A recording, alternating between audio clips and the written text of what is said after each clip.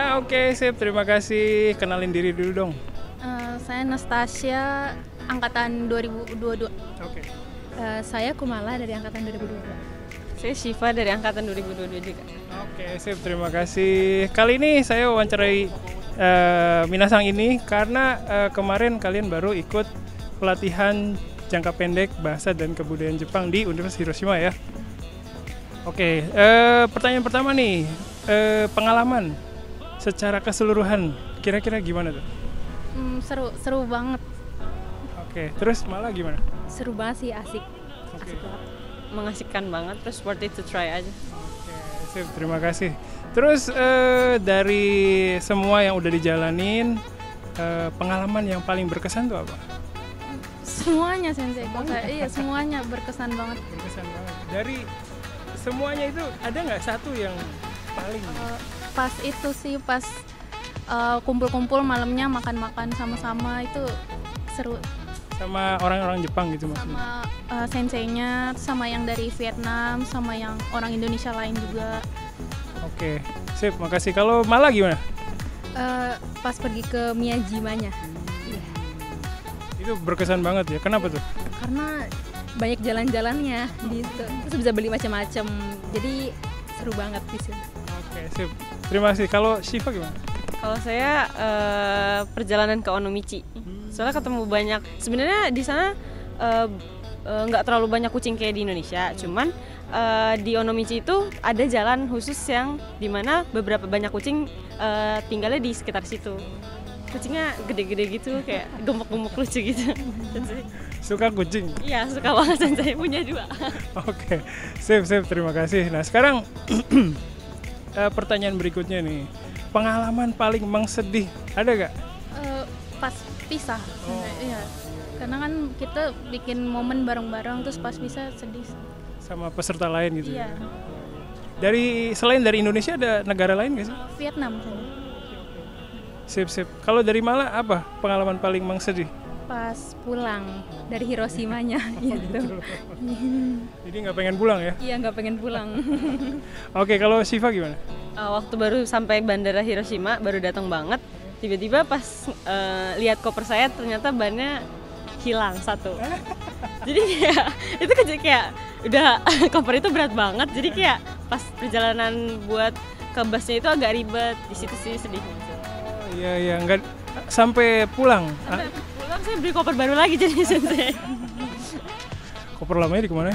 Dibawa pulang karena yang saya dengar waktu itu ada sensei yang pernah ke Jepang, terus mau ninggalin koper di asrama itu nggak boleh karena katanya berbayar kan. Jadi saya bawa pulang lagi. Iya, berat dong. Oke. Terus selama pelatihan tuh isi pelajarannya apa aja sih yang didapat? Yang dalam kelas dulu Sensei. Yeah. Ada kita belajar kayak tentang revolusi anime gitu.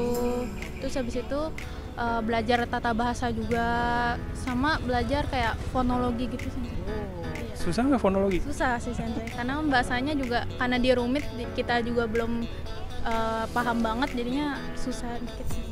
Oke. Kalau dari Malah apa tuh? Apa aja pelajaran yang selama ini pelatihan diterima? Ya mulai dari yang tata bahasa tadi itu, terus fonologi, terus ada juga yang kita nyobain kayak ngelipet origami, terus ngelipet apa namanya? Furoshiki gitu-gitu, iya. Oke. Kalau Syifa gimana? Banyak sih sensei kayak yang disebutin sama orang-orang sebelumnya, teman-teman saya sebelumnya. Ada satu yang saya tuh sebenarnya agak kurang nyerapi karena itu ngebahas soal tata pembangunan di Jepang, kayak pembangunan gitu. Terus dapat bukunya juga. Terus kayak furoshiki, origami, fonologi agak susah dimengerti juga sih sensei. Pelajaran itu agak susah dimengerti. Sip. Kenapa? Kita belajar kendama. Kendama, kendo juga. Iya. Oke, sip. Itu kan tadi indoor nih. Kalau outdoor kemana aja? Ke Miyajima, Onomichi, Saijo-eki, terus Hiroshima yang kuburan no name gitu. Kuburannya tinggi banget sensei, jadi kita kayak nanjak gitu. Kopung. Kofu. Kubu. Kubu yang Hiroshima Kuba. itu. Iya, Kuba. Kuba. Game Bakudome. Game Bakudome. Sip. Terima kasih. Oke, sip. Selanjutnya pertanyaan mengenai makanan nih. Kehidupan di sana kan beda nih sama di sini. Kira-kira ada kesulitan dengan makanan? Kalau saya sih nggak ada sensei karena kan emang nggak ada pantangan apa-apa. Cuman kayak yang temen yang lain ada yang kebeli butaniku gitu. Jadi kasihnya ke saya sama ada teman saya satu lagi. Gitu. Mantap. Kalau Mala gimana? Kalau saya kan emang ada pantangannya, nggak boleh butaniku, daging babi sama kayak alkohol. Cuman saya masih bisa beli makanan manisnya. Iya. Kalau makan sehari-hari apa dong? Paling beli kayak ikan gitu. Kalau daging-daging jarang sih, paling bento tapi yang nggak ada butanikunya. Kalau Siva gimana? Pengalaman makanan yang paling enak dan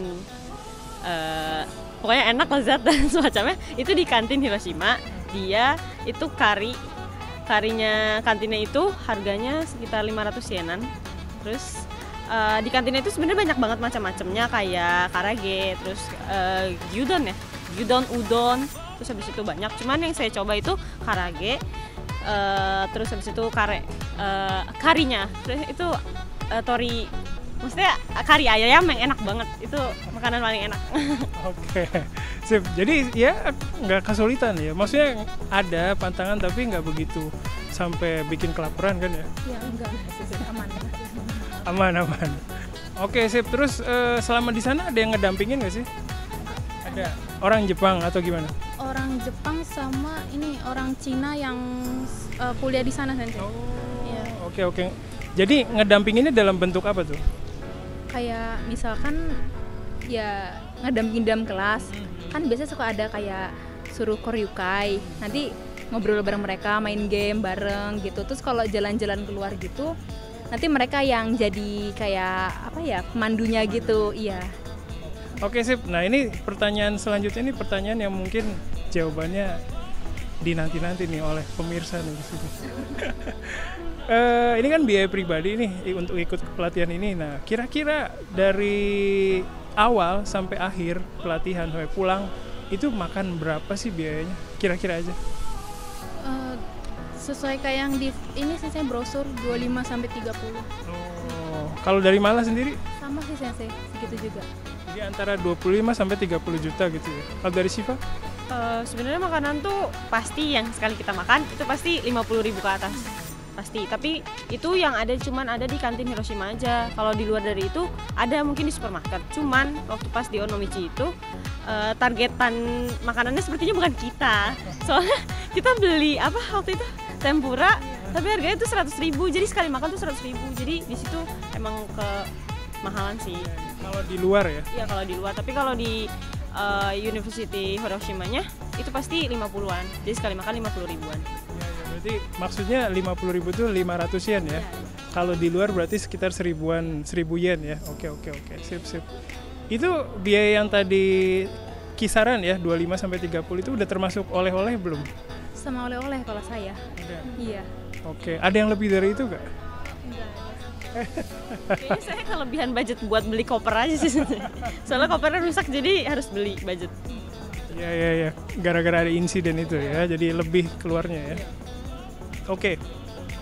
Terus kalau budget tadi 25 sampai 30 itu kalau dipepetin kira-kira paling sedikit tuh berapa sih supaya bisa ikutan pelatihan ini?